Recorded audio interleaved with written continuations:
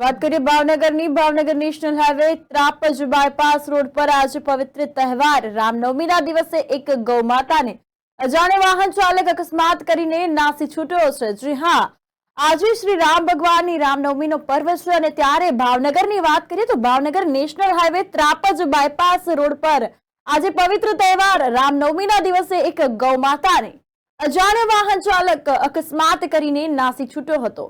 આ અકસ્માતની જાણ થતાં જ એકતા એજ લક્ષ્ય સંગઠન ગૌરક્ષક પ્રમુખ પ્રવીણભાઈ આહિર ઘટના સ્થળે દોડી આવ્યા હતા। આ દરમિયાન જેસીબી બોલાવીને હિન્દુ શાસ્ત્રો પ્રમાણે ગૌમાતાને સમાધિ આપી હતી, જેમાં વિપુલભાઈ સોલંકી, દિનેશભાઈ, પ્રવીણભાઈ આહિર, રામદેવસિંહ પરમાર ભવાની હોટલ પર ભાવનગર જિલ્લાના ગૌરક્ષક પ્રમુખ જયતુભાઈ આહિર તથા દિલીપભાઈ અને હાઈવે ઓથોરિટીના માણસ પણ હાજર રહ્યા હતા। આ દરમિયાન ગૌમાતાને સમાધિ આપવામાં આવી હતી અને તમામ લોકો ઉપસ્થિત હતા।